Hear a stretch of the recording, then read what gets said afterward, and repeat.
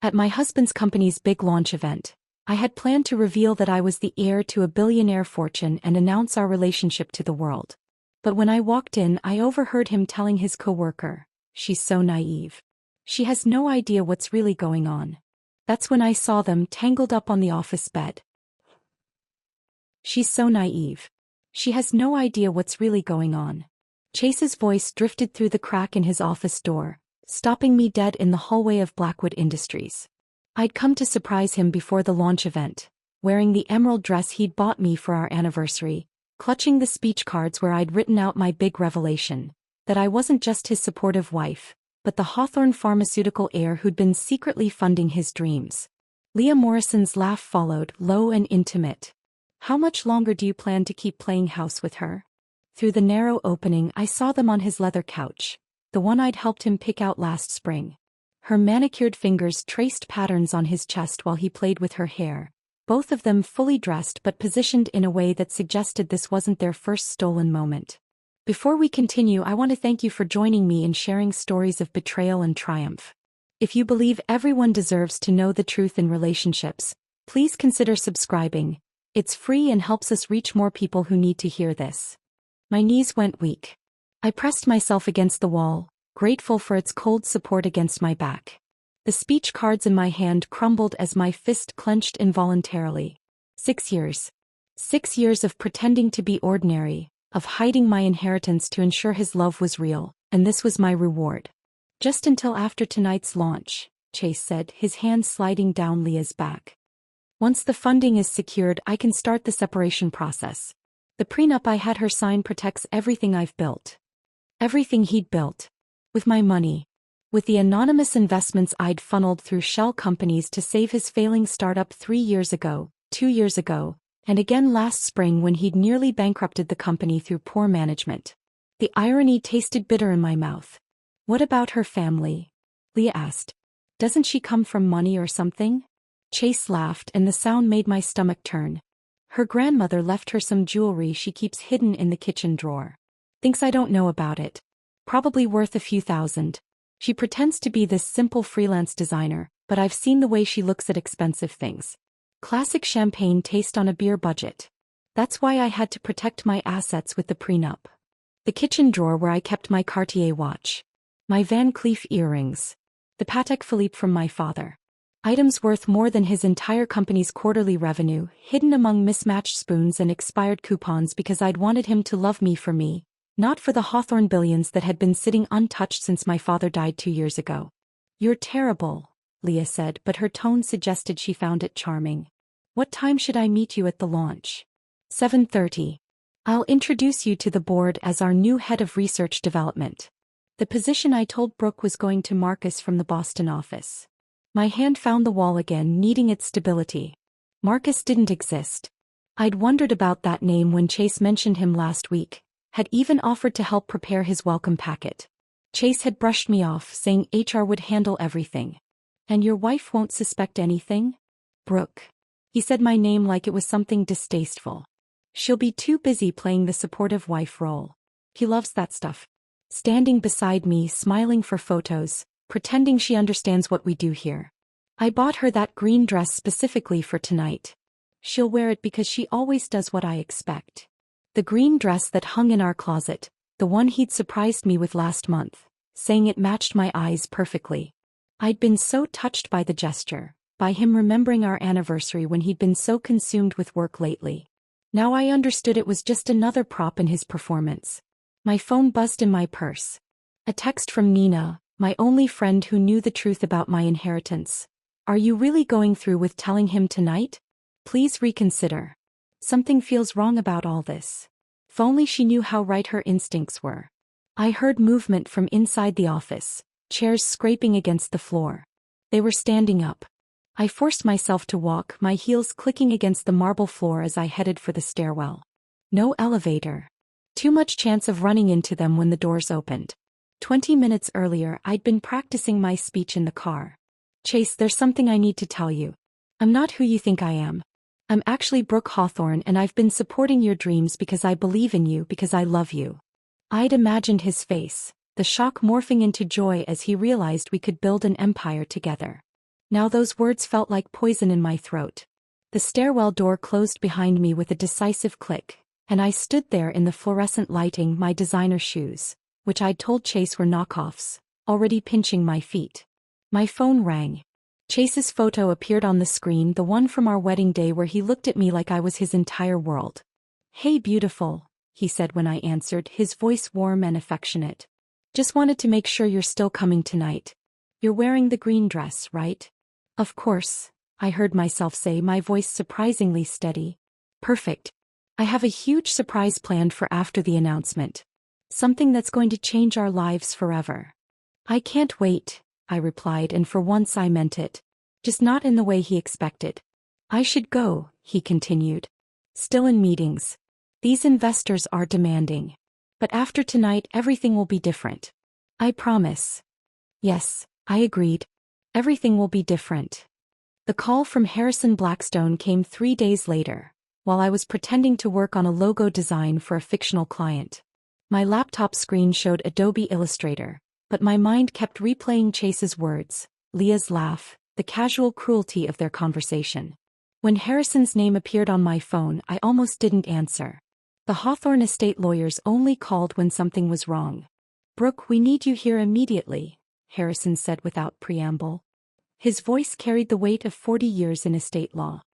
"There are documents requiring your signature by end of business today, or we're looking at a 7-figure tax penalty on your father's pharmaceutical patents." I glanced at the clock. 2 in the afternoon. Chase wouldn't be home until midnight as usual, but I'd still need an excuse for being out. "How long will this take?" 2 hours minimum. These are complex transfers involving the European holdings. If we don't file by month's end, the IRS will assume you're declining portions of the inheritance. My inheritance. The $3 billion Chase thought was a few pieces of grandmother's jewelry. The pharmaceutical empire he had no idea was funding his dreams through carefully orchestrated anonymous investments. Every time Blackwood Industries nearly folded, a mysterious venture capitalist would appear with exactly the right amount to keep them afloat. Chase never questioned the timing. His ego wouldn't let him consider that someone was protecting him. "I'll be there in 40 minutes, I told Harrison, already fabricating the lie I'd tell Chase if he asked. A rush job from a demanding client. Another logo revision. The mundane fiction of my pretend career. The law offices of Blackstone and Associates occupied 3 floors of a building that screamed old money. Persian rugs that cost more than most people's cars.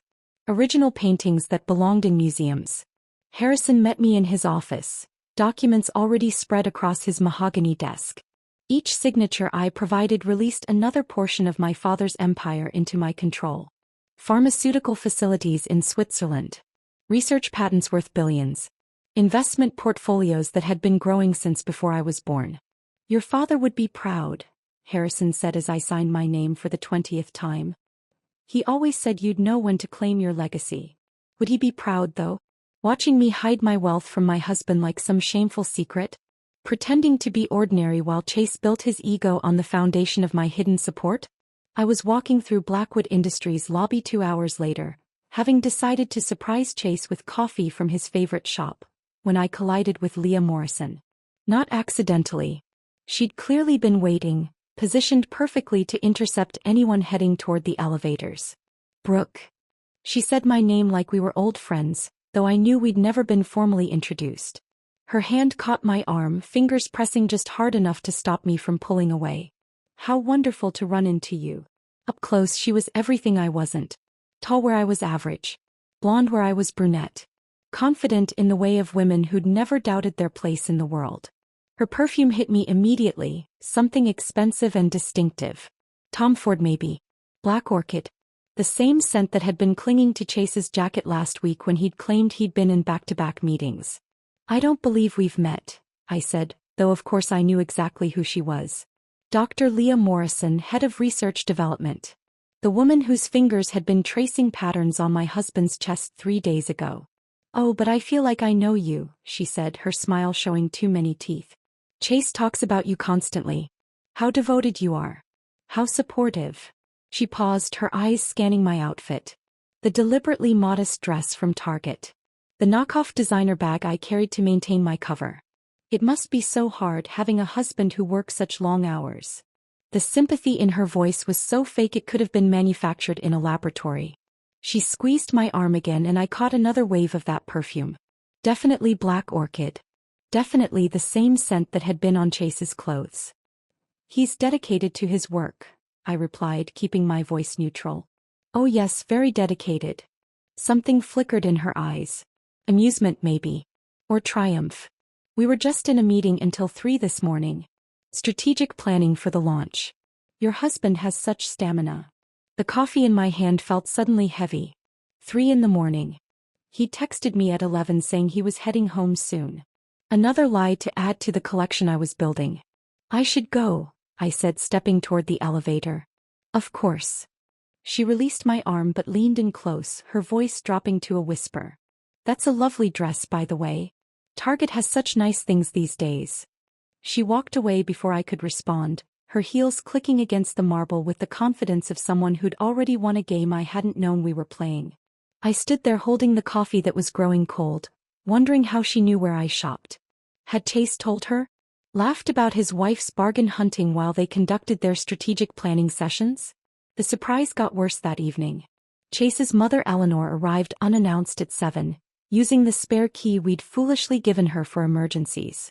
I was setting the table with my grandmother's Bernardin china, the set worth $30,000 that I'd told Chase I'd found at an estate sale for $200. Brooke, darling, Eleanor said, though her tone suggested I was anything but. She air-kissed my cheek while her eyes catalogued everything wrong with our penthouse. I was in the neighborhood. She lived in Connecticut. Nothing about Manhattan was her neighborhood. Chase isn't home yet, I said, though she already knew that. She never visited when her son was around to buffer her criticisms. Perfect. We can have girl talk. She settled into our living room like a queen granting an audience. This place is looking rather tired, isn't it? Perhaps after the launch, you can afford to redecorate. The penthouse was immaculate. I'd spent a fortune making it appear middle-class comfortable while hiding anything that might reveal my wealth. But to Eleanor, who knew nothing of my inheritance, we were simply not good enough. We're comfortable, I said, pouring her wine from a bottle I'd claimed was from Trader Joe's but had actually cost $300. Comfortable. She said the word like it tasted bad. Well, I suppose that's something. Though at your age I'd already given Charles 3 children. Chase isn't getting younger, you know. The children conversation. We had it every time she visited. What she didn't know was that Chase had been postponing that discussion for 2 years, always claiming we needed to be more financially stable first. Now I wondered if he'd been waiting until he could leave me for Leah. Speaking of suitable marriages, Eleanor continued, swirling her wine, I ran into Leah Morrison at the club yesterday. Such good breeding. Her father's in pharmaceuticals, you know. Old money. The kind of background that would complement Chase's ambitions perfectly. The wine glass trembled in my hand. She seems nice. Nice. Eleanor laughed. Darling, she's exceptional. Harvard Medical School. Published researcher. The kind of woman who understands Chase's work. Her eyes fixed on me with surgical precision. Not that you don't try, dear. But some things require a certain level of sophistication. I served dinner on my grandmother's china while Eleanor continued her monologue about Leah Morrison's virtues. Each piece I set down was worth more than Eleanor's monthly mortgage, but she saw only what I wanted her to see. Mismatched Target plates.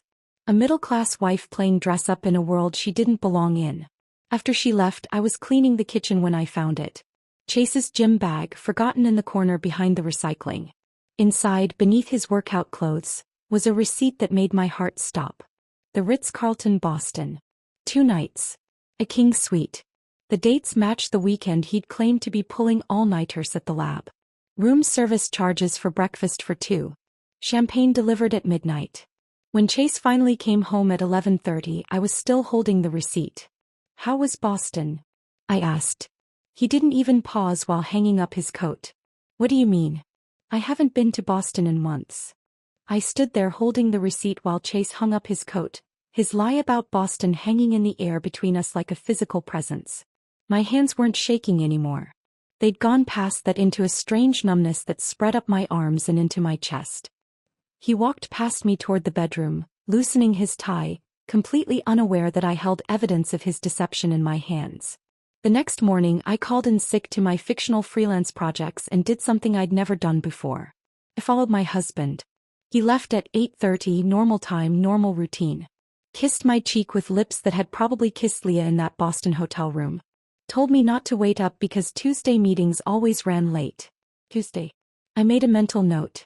At noon I positioned myself at a coffee shop across from Chez Laurent, the French restaurant where Chase claimed he could never get reservations. Through the window I watched him arrive first, checking his watch, smoothing his hair. He'd changed shirts since this morning. The blue one I'd bought him for Christmas replaced with the gray one Leah had complimented at last month's company dinner. She arrived 10 minutes later and the way his face lit up made my chest constrict. He stood to greet her, his hand lingering on her lower back as he guided her to their table. A corner booth, intimate and partially hidden from view. The waiter brought champagne without being asked. This was clearly their regular spot, their regular Tuesday routine. Her hand reached across the table, fingers intertwining with his while they looked at menus they probably knew by heart. She threw her head back laughing at something he said, and he watched her with an expression I recognized. The same way he used to look at me when we were dating, when I was still mysterious and exciting, before I became furniture in his carefully constructed life. When they left at 2:30, Chase helped her into her coat with such tenderness that I had to look away. His hands lingered on her shoulders, adjusting the collar, tucking a strand of hair behind her ear. The same gestures he'd once reserved for me, now performed on a sidewalk in broad daylight where anyone could see. Where his wife could see. I drove to Nina's apartment instead of going home. She took one look at my face and pulled me inside, already reaching for the wine. We sat on her couch, the same one where she'd helped me practice my revelation speech just 2 weeks ago, back when I thought my biggest problem was timing the announcement perfectly. "I have to tell you something," Nina said suddenly, her hands twisting in her lap. "I've been trying to figure out how to say this for weeks." The wine in my glass sloshed dangerously as I set it down. "What?" 3 weeks ago, I was downtown looking for a birthday gift for my mom. She was crying now, tears streaming down her face. I passed Cartier and through the window I saw Chase. He was with a blonde woman. He was trying on rings, Brooke. Engagement rings. The room tilted slightly. I gripped the couch cushion to steady myself. "Leah. You know her. She works at Blackwood. Head of Research Development." The words came out mechanical, like I was reading from a company directory. Harvard Medical School. Old money. Good breeding, according to Chase's mother. Nina grabbed my hands, her own trembling. He was buying her a ring, Brooke. The sales associate was bringing out different settings.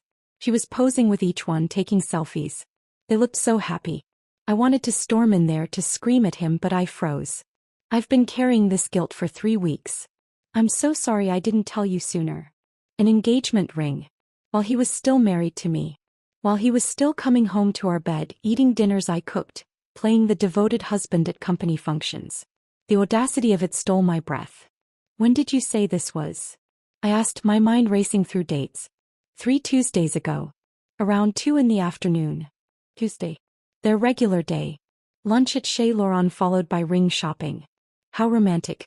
How perfectly planned. I wondered if he'd already proposed, if she was wearing the ring somewhere I couldn't see it, or if he was waiting until after the launch. After he'd secured his funding and could dispose of me without risking his company. That night I waited until Chase was deeply asleep, his breathing even and heavy. His phone was charging on his nightstand, but I didn't need it. I had something better. Access to our joint accounts, the ones he didn't know I monitored through my own banking app. I sat at the kitchen table with my laptop, the screen brightness turned down low, and started digging. There they were, small transfers every week. 500 here, 700 there, always to the same account number I didn't recognize. The transfers had been happening for over a year, labeled as investment planning or portfolio diversification. $50,000 systematically moved out of our joint savings. But I knew those patterns. I'd managed hundreds of millions in Hawthorne funds, had seen every type of financial maneuvering possible. This wasn't investment planning. This was an exit strategy. He was building a nest egg, probably in an account under only his name, preparing for the divorce he thought was coming after the launch. The irony almost made me laugh. He was stealing what he thought was his own money, not knowing that every penny in our accounts had come from my inheritance, carefully laundered through fake freelance projects and imaginary clients. He was embezzling from the Hawthorne empire without even knowing it existed. At 3 in the morning a phone buzzed. Not his regular phone but a sound coming from his jacket pocket. A second phone like some character in a bad spy movie. He slipped out of bed, grabbing the jacket and shut himself in the bathroom. But our apartment had thin walls and I'd learned years ago that if you pressed your ear against the heating vent, you could hear everything. The timeline is tight, he whispered. The launch is Thursday. I need 2 more days to get everything in position. A pause while someone responded. No, she suspects nothing. Brooke's too trusting. She actually bought the story about Marcus from the Boston office. Soft laugh. I know. She even offered to help with his welcome packet. Sometimes I almost feel guilty about how easy this is. Another pause. The divorce papers are already drawn up. My lawyer says with the prenup, she'll get nothing except what she brought into the marriage. Which is basically some old jewelry and whatever she's saved from her little design projects. My little design projects that had funneled $3 million into Blackwood Industries over the past 6 years. After the launch, after the investors sign off, I'll tell her. Friday morning. I want to do it in person, at least give her that much respect. Respect. The word made bile rise in my throat. I love you too, he whispered, and my heart finally completely shattered. Just 2 more days and we can stop hiding. The bathroom door opened. I forced my breathing to remain deep, and even as he slipped back into bed. He lay beside me, this stranger wearing my husband's face, and within minutes was asleep again. But I lay awake, staring at the ceiling, planning my own timeline. Thursday's launch was 36 hours away. Chase thought he had 2 more days of pretending. He was wrong. The 36 hours crawled by with excruciating slowness. I moved through Wednesday like an actress who'd forgotten her lines but kept performing anyway. Chase left that morning with his usual peck on my cheek, reminding me about the launch event, making sure I'd wear the green dress. I smiled and nodded, playing the devoted wife one final time while my insides churned with the knowledge of what was coming. Thursday arrived heavy with humidity that made the air feel thick and suffocating. I spent the afternoon at Harrison Blackstone's office, signing documents that would freeze certain anonymous investments, particularly the ones flowing into Blackwood Industries. Harrison didn't question my sudden decisions. He'd been my father's lawyer for 30 years and understood that sometimes timing was everything in both business and personal matters. By 6 o'clock I stood in front of our bedroom mirror, zipping up the emerald dress Chase had chosen for me. The fabric felt like armor against my skin. My hands were steady as I applied lipstick, a darker shade than I usually wore. In my purse, the speech cards I'd written weeks ago sat next to new ones I'd drafted that morning. 2 versions of the same revelation but with vastly different endings. The drive to Blackwood Industries took 20 minutes through Manhattan traffic. I used the time to breathe, to center myself, to transform from the woman who'd spent 6 years hiding her true self into someone who was about to reveal everything. The building's glass facade reflected the setting sun, turning everything golden and somehow ominous. I parked in the visitor section, not in my usual spot beside Chase's BMW. Tonight I wasn't really his wife. I was something else entirely. The elevator to the 40th floor had never felt longer. Each floor that passed felt like shedding another layer of the persona I'd worn for so long. The freelance designer. The supportive wife. The naive woman who didn't understand her husband's business. By the time the doors opened, I felt raw and exposed and powerful in a way I'd never experienced before. The executive floor buzzed with pre-event energy. Caterers arranged elaborate displays while bartenders polished glasses that would soon hold champagne worth more per bottle than most people's car payments. But I wasn't heading to the ballroom yet. I had one more thing to confirm, one more piece of evidence to collect before I could move forward with what I was planning. Chase's office door was slightly open, golden light spilling into the hallway. I approached quietly, my heels silent on the thick carpeting. Through the crack I heard his voice, casual and dismissive in a tone I now recognized all too well. "She'll be here soon," he was saying. "Playing the perfect wife in that green dress I bought her. God, she was so grateful for that thing. You'd think I'd given her diamonds instead of something off the rack from Nordstrom." Leah's laugh was like nails on glass. "She really has no idea about us?" Brooke's sweet, but observation isn't her strong suit. She still thinks I'm working late when I'm with you. Still believes that conference in Boston was real. I could probably move you into our apartment and she'd think you were the new housekeeper. They were sitting on the leather couch, the same one from the other day. Leah's shoes were off, her feet tucked under her while she leaned against Chase's shoulder. On her left hand, catching the light from his desk lamp, was a ring. The engagement ring Nina had seen him buying. He was already wearing it, just on the wrong hand for now. After tomorrow's divorce conversation, we won't have to hide anymore, Chase continued, his fingers playing with her hair. I've got everything lined up. The prenup protects all my assets. She'll get what she came in with, which is basically nothing. Some jewelry from her grandmother that she thinks I don't know about. Maybe $50,000 if she's been saving from her design work. And the company? Leah asked. Once tonight's launch succeeds and the investors sign off, Blackwood will be valued at over $100 million. None of which she can touch thanks to that prenup. She was so eager to prove she wasn't after my money that she signed it without even having a lawyer look at it. The irony of that statement nearly made me laugh out loud. The prenup protected his assets, yes. But it also protected mine. Every anonymous investment, every shell company transfer, every penny of the Hawthorne fortune remained solely in my control. He'd been so focused on protecting himself from a gold digger that he'd never considered he might be the one digging. I backed away from the door and walked to the executive bathroom. The one with marble counters and individual stalls that locked properly. I stood at the sink, meeting my own eyes in the mirror. The woman staring back wasn't the same one who'd practiced speeches about love and partnership. This woman had sharper edges, clearer vision, and a plan that was about to unfold. I called Harrison from the bathroom, keeping my voice low but firm. Execute the transfers we discussed. All of them. Immediately. Are you certain? Once I do this, it can't be reversed. I'm certain. Next, I called the security firm I'd contacted earlier that week. Mercury Security? This is Brooke Hawthorne.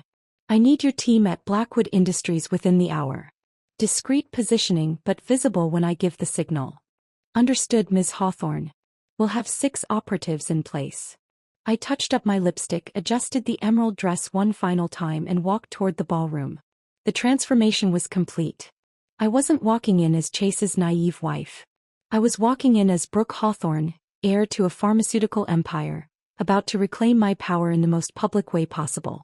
The ballroom doors were open, revealing a sea of Silicon Valley elite mixed with New York old money. Investors, board members, journalists, and influencers, all here to celebrate Blackwood's triumph. They turned as I entered, many recognizing me as Chase's wife, offering warm smiles and congratulations. Board member Richard Klein approached immediately, his wife Margaret beside him. "Brooke, you must be so proud," Richard said, clasping my hand.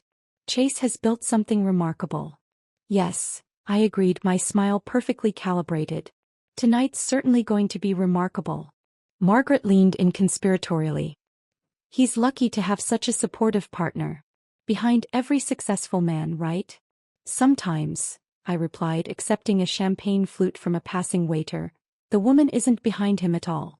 Sometimes she's been in front the whole time and he just didn't notice." They laughed, taking it as a joke. If only they knew how literal I was being. I moved through the crowd, accepting congratulations and praise for Chase's success, each compliment adding fuel to the fire burning in my chest. Several people mentioned how fortunate Chase was to have me, how my support must have meant everything during the difficult early years. "More than you know," I told each of them, smiling wider with every passing minute. The champagne flute felt weightless in my hand as I watched the crowd shift and swirl around the ballroom like schools of expensive fish. Through the floor-to-ceiling windows, Manhattan glittered below us, unaware that 40 floors up, a marriage and a company were about to implode in front of 300 witnesses. The lights dimmed slightly and Chase appeared at the podium, his confidence radiating across the room. He looked every inch the successful CEO in his tailored Tom Ford suit, the one I'd bought him last year with Hawthorne money he didn't know existed. Behind him, a massive screen displayed the Blackwood Industries logo, sleek and modern, built on lies and anonymous investments from a wife he thought was nobody special. "Ladies and gentlemen," Chase began, his voice carrying that practiced warmth he deployed at investor meetings. "Tonight marks the culmination of 6 years of innovation, dedication, and breakthrough science. Blackwood Industries stands ready to revolutionize genetic therapy, and we couldn't have done it without each and every one of you." The crowd applauded politely. I noticed Leah positioning herself near the stage, close enough to be seen but not so close as to appear presumptuous. She'd changed since this afternoon, now wearing a black cocktail dress that probably cost more than she supposedly earned in a month. The engagement ring was gone from her right hand, likely hidden in her purse until the appropriate moment. Chase continued his speech, outlining projections and market opportunities, using words like synergy and paradigm shift that made investors reach for their checkbooks. He was good at this, I had to admit. The performance, the commanding presence, the ability to make people believe in his vision. He just hadn't realized his entire vision had been funded by the woman he'd called naive 4 hours ago. "Before we continue with the technical presentation," Chase said, his smile broadening, "I want to take a moment to thank someone very special. My wife, Brooke, who has been my rock throughout this journey. Sweetheart, would you come up here?" The crowd turned to me, applauding warmly. This wasn't part of the script, at least not the one I'd prepared for. But Chase loved his gestures, his public displays that made him look like the devoted husband. I set down my champagne and walked toward the stage, my heels clicking against the marble floor with metronomic precision. Each step felt like walking toward my own execution and my resurrection simultaneously. Chase extended his hand to help me up the 3 steps to the stage.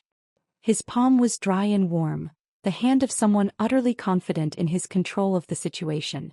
He pulled me close, kissing my cheek for the cameras that were already flashing. "Isn't she wonderful?" he said into the microphone, his arm around my waist possessively. 6 years of supporting my dream, never complaining about the late nights or the endless meetings. I couldn't have done this without her. The irony of that statement nearly made me laugh. He literally couldn't have done it without me, just not in the way he was implying. The crowd applauded again, and I saw several board members' wives dabbing at their eyes, moved by this display of marital devotion. "Actually," I said, my voice carrying across the room before Chase could continue, "I have something I'd like to share as well." Chase's arm tightened around my waist, but his smile never wavered. "Of course, darling," he said, though I caught the flash of annoyance in his eyes. "This wasn't planned. I wasn't supposed to speak." I gently extracted myself from his grip and took the microphone. The weight of it felt right in my hands, like a weapon I'd been waiting to wield. The room fell silent, hundreds of faces turned up toward the stage, expectant and curious. "Thank you all for being here tonight," I began, my voice steadier than my heartbeat. "This is indeed a momentous occasion, and I'm honored to be part of it. Chase is right that I've been supporting his dream for 6 years. What he doesn't know is exactly how much support I've been providing." A ripple of confusion passed through the crowd. Chase's hand touched my elbow, a warning disguised as affection. "You see," I continued, stepping away from his reach, "Chase has had an anonymous investor these past 6 years. Someone who believed in his vision enough to invest millions when banks wouldn't lend him a penny. Someone who saved Blackwood from bankruptcy not once, not twice, but 3 times. The confusion in the room shifted to interest. Phones appeared in hands, sensing something newsworthy was happening. Chase's face had gone very still, the kind of stillness that precedes either flight or fight. "That investor," I said, looking directly at Chase now, "was me. Brooke Hawthorne, sole heir to Hawthorne Pharmaceuticals, and the woman you called naive this afternoon while you were wrapped around Leah Morrison on your office couch." The gasp that went through the room was almost physical, like all 300 people had inhaled simultaneously. Chase's mouth opened, closed, opened again, like a fish suddenly removed from water. His hand shot out to grab the microphone, but I stepped back, keeping it out of his reach. "That's ridiculous," he managed to say, his voice carrying even without amplification. "Brooke, what are you doing?" I pulled out my phone, connecting it to the presentation system with the click of a button. Harrison Blackstone had arranged this technical capability yesterday, ensuring I could display whatever I needed on the massive screen behind us. The first document appeared. Bank records showing transfers from Hawthorne Holdings to Blackwood Industries, dated and documented, millions of dollars flowing from my inheritance into Chase's company. "Every major funding round," I said, my voice growing stronger with each word, "every emergency injection of capital, every bridge loan that kept this company alive came from Hawthorne money.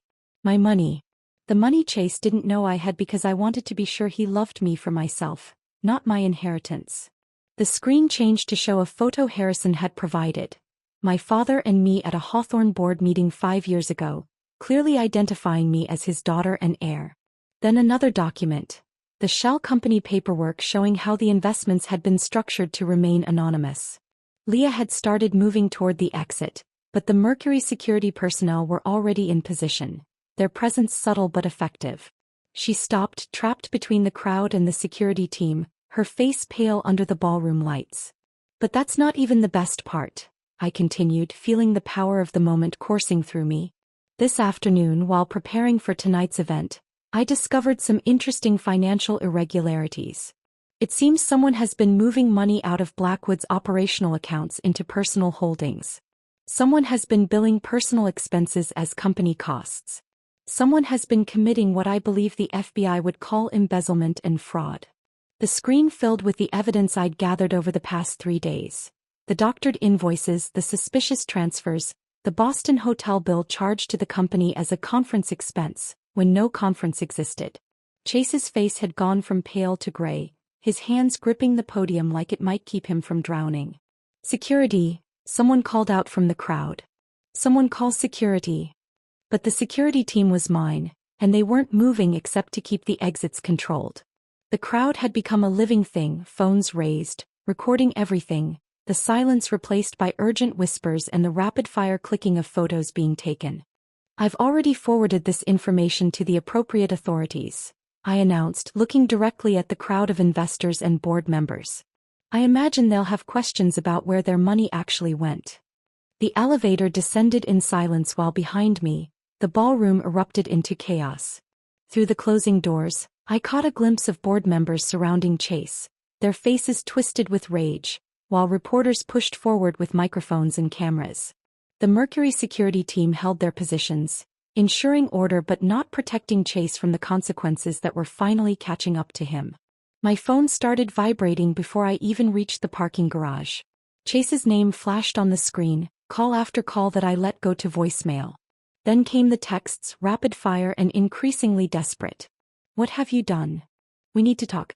This is insane. You don't understand what you've just destroyed. Answer your phone now. I turned the device to silent and slipped it into my purse as I walked to my car. The valet, a young man who'd always been kind to me, handed over my keys with wide eyes. He'd clearly heard what had happened upstairs. News traveled fast in buildings like this, especially when it involved public humiliation and federal crimes. The drive to our penthouse took 15 minutes through unusually light traffic. I used the time to call Harrison Blackstone, who answered on the first ring despite it being nearly 10 at night. I watched the live stream, he said without preamble. Several reporters were broadcasting.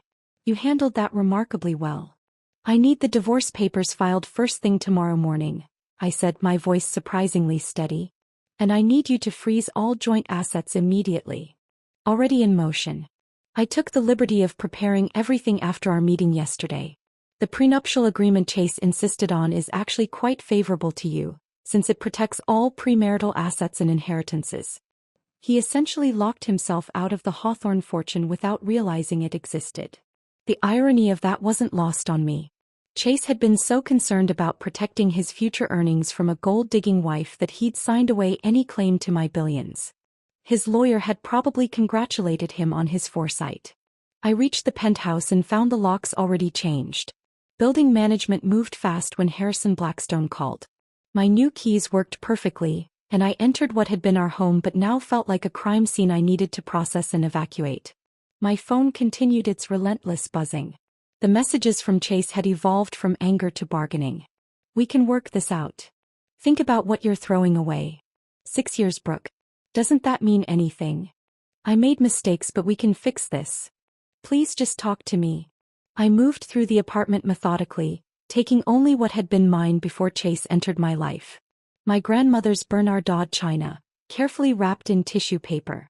The photo albums from my childhood that I'd hidden in the closet. The jewelry I'd kept concealed in the kitchen drawer, including the Cartier watch and Van Cleef pieces that were worth more than Chase's car. Everything else. The furniture we'd chosen together, the art we'd bought on our honeymoon, the expensive gifts he'd given me over the years, I left behind. They were props from a performance I was no longer participating in. Nina arrived at midnight with boxes and fierce loyalty. She took one look at my face and pulled me into a hug that nearly broke my composure. "I'm proud of you," she whispered. "What you did tonight was incredible." "I feel numb," I admitted, continuing to pack while she helped. "I thought I'd feel vindicated or angry or something, but I just feel empty." "That's shock," she said, wrapping another piece of china. "The emotions will come later. Right now we just need to get you out of here." Chase's messages had shifted again, this time toward threats. "You've destroyed everything I've worked for. The FBI is seizing our accounts because of your stunt. My lawyers will bury you. You think you've won, but this isn't over. No one humiliates me like this." I showed them to Nina, who immediately forwarded them to Harrison. Evidence of harassment would be useful if Chase decided to escalate beyond angry texts. Though given that federal investigators were probably already preparing charges against him, he had bigger problems than our divorce. By 2 a.m, we had my belongings loaded into Nina's SUV and a small moving truck. The penthouse looked strange with my presence erased from it, like a stage set after the play has ended. I left my keys on the granite counter along with the wedding ring I'd removed in the elevator. No note. No explanation. The empty space where I'd existed would say everything necessary. The drive to the Hamptons took 2 hours through empty highways. I'd inherited the estate when my father died, but I'd never lived there, keeping it maintained through a management company while I played at being middle class in Manhattan. As we pulled through the gates, motion sensors triggered subtle lighting that illuminated a house I'd only visited 3 times since the funeral. 20 rooms of pristine loneliness spread before us. The foyer alone was larger than most apartments, with a chandelier that had supposedly belonged to some railroad baron in the 1890s. Nina whistled softly as we carried boxes through rooms that echoed with our footsteps. "This is insane," she said, setting down a box in what would be my bedroom. "You own this whole place and you've been living in that penthouse pretending to be ordinary?" "I wanted to be loved for who I was, not what I had," I said, the words sounding hollow now. "Look how well that worked out. We found champagne in the wine cellar, vintage bottles worth thousands, and drank it from paper cups we'd brought from a gas station. The contrast seemed appropriate somehow, sitting in a mansion worth $40 million, drinking champagne from convenience store cups while my marriage imploded across every media platform in the country." Harrison called at 4 a.m. "Federal agents raided Blackwood Industries an hour ago. They're seizing all computers and financial records. Chase has been taken in for questioning. Leah Morrison as well." "Already?" I sat up straighter in my father's leather desk chair, the one he'd imported from England decades ago. "Your documentation was very thorough. Combined with what they're finding in the computers, they have enough for arrest warrants by morning. Also, 3 major investors have already filed civil suits against Chase personally. The prenup won't protect him from those." After Harrison hung up, I turned on the television in my father's study. Every business channel was running the story. Someone had edited together clips from the live-streamed confrontation, my voice clear and damning as I revealed both my identity and Chase's betrayal. The ticker at the bottom read, "Hawthorne heiress exposes husband's fraud at company launch." One analyst was already speculating about what this meant for Blackwood Industries. Without the Hawthorne funding, which apparently accounted for 70% of their capital, the company is essentially worthless. Add in the fraud allegations and the FBI investigation, and we're looking at complete collapse by market open. Nina found me there as sunrise painted the ocean visible through the study windows. She brought coffee in actual mugs this time, and we sat together watching my old life dissected by strangers on television. "How do you feel?" she asked carefully. I considered the question.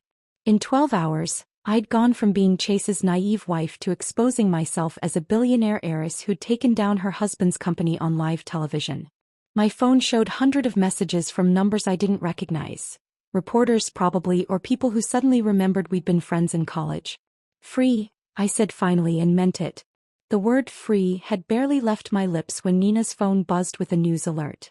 She held it up, showing a video of Chase being led from Blackwood Industries in handcuffs, federal agents flanking him on both sides.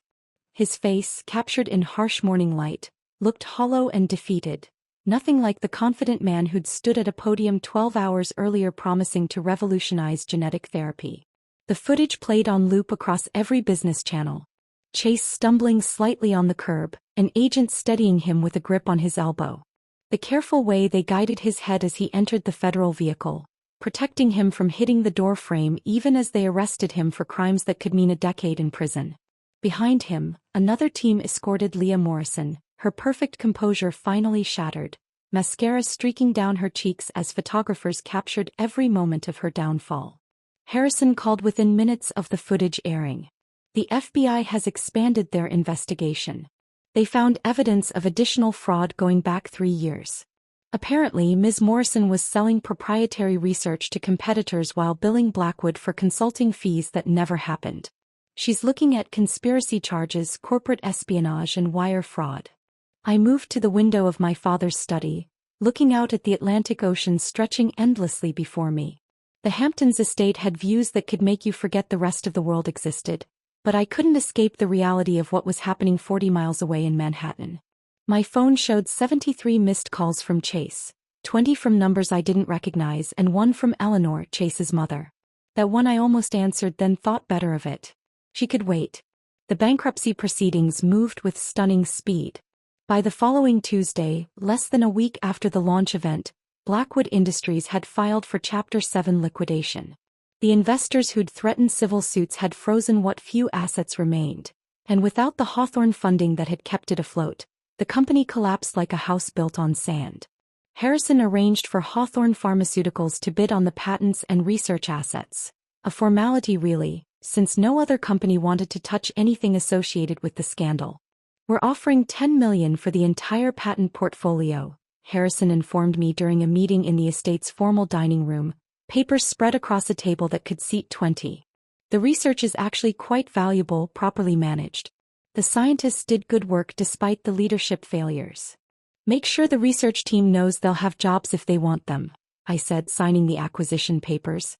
"They didn't create this mess. They shouldn't suffer for Chase's crimes." The auction itself took place in a sterile conference room in Lower Manhattan. I didn't attend, but Harrison's associates sent updates. Chase's executive team watched their life's work get carved up and sold for pennies on the dollar. The legitimate assets went to Hawthorne. The office furniture and equipment went to liquidators. The executive floor's expensive furnishings, including Chase's precious awards and diplomas, sold for less than $1,000 total. Eleanor finally reached me on day 8, after I'd ignored 6 voicemails that progressed from demanding to desperate. She showed up at the estate's gates unannounced, forcing me to decide whether to let her in or leave her standing there like a door-to-door salesperson. Against my better judgment, I had security escort her to the front entrance. The woman who walked into my father's study bore little resemblance to the Eleanor who'd criticized my housekeeping and questioned my worthiness as her son's wife. Her usually perfect hair hung limp, her designer clothes looked slept in, and her eyes held the kind of desperation I recognized from people who'd lost everything they thought mattered. "Please," she said before I could speak, sinking into the chair across from my desk without being invited. "You have to help him. You have to tell them this is all a misunderstanding." "There's no misunderstanding, Eleanor. Your son embezzled funds, committed fraud, and destroyed the lives of hundreds of employees who trusted him. He made mistakes," she said, tears flowing freely now, destroying makeup that had probably taken an hour to apply. "But he doesn't deserve to lose everything. He's my only child, Brooke. Surely you can understand a mother's love." I thought about all the dinners where she'd compared me unfavorably to Leah Morrison. The constant suggestions that Chase had married beneath himself. The subtle and not-so-subtle insults about my supposed middle-class background. But looking at her now, broken and begging, I felt something I hadn't expected. Not forgiveness, certainly not that, but a kind of weary pity. "I can't help Chase," I said firmly. "He created this situation through his own choices. But I can ensure your personal trust fund remains protected from the civil suits. The one your late husband established. It's modest, but it will keep you comfortable." She sobbed harder, whether from relief or continued desperation I couldn't tell. After she left, Nina found me standing at the window again, watching the sun set over the ocean. "That was more generous than she deserved," Nina observed. "She's a bitter, selfish woman who raised a son in her image," I replied. "But she doesn't deserve to be homeless because Chase turned out exactly like she taught him to be." The final satisfaction came 2 weeks later when I personally supervised the renovation of Blackwood's executive floor. As the new owner through Hawthorne Pharmaceuticals, I had complete control over the space. Most of it would be converted into research laboratories, giving the scientists the resources they'd always needed but never received under Chase's leadership. But his office, that corner suite where I'd heard him call me naive, where I'd seen him with Leah, that space deserved special treatment. I stood in the doorway as workers dismantled everything that had made it his sanctuary. The massive oak desk where he'd planned his escape strategy. The wall of awards and accolades that had fed his ego. The leather couch where he'd betrayed our marriage in every possible way. "What do you want done with this?" The foreman held up a framed photo that had sat on Chase's desk. Our wedding photo, the one where we both looked deliriously happy before the lies and secrets and betrayals. "Trash," I said without hesitation. "All of it goes in the dumpster." I watched from the window as workers threw the couch over the edge into the industrial bin below. It landed with a satisfying crash, leather splitting, frames splintering. 6 years of marriage reduced to garbage in a metal container, waiting to be hauled away and forgotten. The office would become a supply closet. Shelves of printer paper and toner cartridges where Chase's ego had once lived. Janitors would store mops and buckets where he'd stored his secrets and lies. Every time someone needed office supplies, they'd walk through the space where Chase Blackwood thought he was building an empire, never knowing they were standing in the ruins of a man who'd mistaken cruelty for strength and deception for intelligence. As I signed the final renovation orders, my phone buzzed with a text from an unknown number. I almost deleted it, assuming it was another reporter, but something made me read it. "Ms. Hawthorne, this is Dr. Patricia Kim from the research team. Thank you for saving our jobs and our work. We won't let you down." The research team didn't know it yet, but under Hawthorne's leadership, they would complete the genetic therapy breakthrough Chase had promised but never delivered. Their work would save lives, make headlines for the right reasons, and prove that good science could survive bad leadership. Chase would watch from federal prison as his former employees achieved everything he'd pretended to be building. The message from Dr. Patricia Kim stayed with me through the months that followed. A small reminder that something good could emerge from the wreckage. 6 months passed in a blur of legal proceedings, corporate restructuring, and learning to inhabit the life I'd hidden for so long. The Hamptons estate no longer felt like a museum I was visiting but had become home, its 20 rooms gradually filling with actual life instead of echoing emptiness. The invitation to speak at the Global Pharmaceutical Innovation Summit arrived on a Tuesday morning, hand-delivered by courier to ensure I couldn't pretend I hadn't received it. They wanted me to deliver the keynote address, to stand before an audience of industry leaders and explain Hawthorne's new direction. The same podium where Chase had planned to announce Blackwood's breakthrough would now be mine. I stood before the mirror in my bedroom that morning, but this time I wasn't hiding anything. The Cartier watch gleamed on my wrist. The designer suit I wore cost more than most people's monthly salary, and I no longer pretended otherwise. My reflection showed someone I was still learning to recognize. Confident without arrogance, powerful without cruelty, authentic in a way I'd never been allowed to be before. The conference center hummed with familiar energy when I arrived. Many of the same faces from that night 6 months ago filled the audience, though their expressions had changed. Where once they'd shown polite interest in Chase's promises, now they watched me with genuine curiosity and perhaps a touch of wariness. Everyone knew the story of the naive wife who'd turned out to be a billionaire, who'd brought down her husband's empire while building something better from its ashes. "Good morning," I began, my voice carrying clearly through the room without the tremor that had once accompanied public speaking. 6 months ago, many of you witnessed what happens when ambition operates without ethics, when success is built on deception rather than genuine innovation. Today, I'm here to show you what we've built instead. The presentation outlined Hawthorne's transformation. Not just the acquisition of Blackwood's research, but a complete restructuring of how pharmaceutical development could work. Profit sharing for every employee from janitors to lead scientists. Anonymous ethics reporting that actually resulted in action. Open source sharing of certain research to advance the field rather than just our bottom line. We've proven that ethical business isn't just morally correct, I continued, clicking through slides showing our latest breakthrough. The gene therapy Chase had promised but never delivered, now actually working in clinical trials. It's also more profitable. Our researchers are more innovative when they're not afraid. Our partnerships are stronger when built on transparency. Our innovations are more meaningful when they're designed to help people rather than just generate revenue. Nina stood at the side of the stage, now my chief operating officer, wearing a suit that probably cost more than she'd made in a year at her old job. She'd earned every penny of her new salary, helping me transform Hawthorne from my father's traditional pharmaceutical company into something revolutionary. When I introduced her, the applause was genuine. Everyone in the industry knew her story. The loyal friend who'd stood by me when everyone else would have run, who'd helped pack my grandmother's china while my world collapsed, who'd drunk champagne from paper cups in a $40 million mansion while we figured out how to rebuild.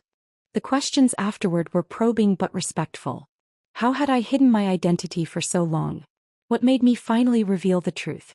Did I regret the way it had happened? I answered honestly, admitting that living a double life had been exhausting, that love had made me do foolish things, that sometimes the truth needs a dramatic reveal to be believed. 3 hours later, I was walking toward my car when I saw him. Chase stood outside the federal courthouse 2 blocks away, his lawyer beside him, both in dark suits that couldn't hide the defeat in their postures. The sentencing had been that morning. I'd known but chosen not to attend. Seeing him now was like spotting a ghost of someone who'd once mattered but had become irrelevant. He saw me at the same moment and froze. 5 years of minimum security had just been handed down, the judge apparently unmoved by his lawyer's arguments about first-time offenses and previous good character. He'd serve at least 3 before possibility of parole. His lawyer tried to guide him away, but Chase pulled free and walked toward me with the determined stride of someone with nothing left to lose. "Brooke," he said when he was close enough that I could see the lines around his eyes, the gray threading through his hair that hadn't been there 6 months ago. I waited, saying nothing, giving him no encouragement or acknowledgement beyond meeting his gaze. "I just wanted to say," he paused, seeming to search for words that might matter. "You destroyed everything." "No," I replied calmly. "I revealed everything. There's a significant difference. You planned it all along. Hiding who you were, waiting for the perfect moment to humiliate me." I almost laughed at his narcissism, still intact despite everything. "You're still trying to make yourself the victim in this story. I hid who I was because I wanted to be loved for myself. You hid who you were because you were planning to rob me. We are not the same." He stepped closer and I saw his lawyer tense, probably worried about violating some court order. "You were so naive," he said, echoing the words that had started everything. "You actually believed in love." "You were right about one thing," I said, my voice steady as granite. "I was naive. But naivety can be cured with experience. What you have, the selfishness, the cruelty, the complete inability to value anything beyond yourself, that's terminal." His face flushed red, but before he could respond, his lawyer grabbed his arm and forcibly walked him away. I watched them go, feeling nothing but a vague sense of closure. Chase would spend the next 5 years in federal prison, then emerge to find an industry that had moved on without him, where his name was synonymous with scandal rather than success. That evening, I sat in my father's study as sunset painted the ocean in shades of amber and gold. In my hands was the letter he'd left with the estate documents, one I'd read 100 times but only now truly understood. "My dearest Brooke," it began in his precise handwriting. "If you're reading this, then you've finally claimed your inheritance. Not the money, that's just numbers in accounts, but the responsibility that comes with it. I kept this from you not because I didn't trust you, but because I wanted you to discover who you were without its weight. True wealth isn't what you inherit, it's what you become when tested. The money can be lost, stolen, or squandered. But the person you become through trial and triumph, that's yours forever. I believe you'll become someone remarkable. Love always, Dad." The letter trembled slightly in my hands as tears I hadn't expected blurred the words. Through the window, the ocean stretched endlessly, and somewhere beyond the horizon the future waited. Not the future I'd planned with Chase, built on lies and hidden identities, but something real and solid and entirely my own. Tomorrow, the research team would present their latest findings. Next week, we'd announce 3 new partnerships with companies that shared our values. Next month, the first patients would receive the gene therapy that might save their lives. The empire I'd inherited had become something greater than my father had imagined. Not just profitable but purposeful. Some women inherited fortunes and spent them. Others inherited fortunes and hid them. I'd done both and learned that neither brought happiness. True satisfaction came from using that fortune to build something meaningful, surrounded by people who valued loyalty over pedigree and truth over appearance. If this story of calculated revenge kept you on the edge of your seat, hit that like button right now. My favorite part was when Brooke revealed her identity as the Hawthorne heir at the launch event. Watching Chase's face drain of color as he realized his naive wife had been funding his dreams all along.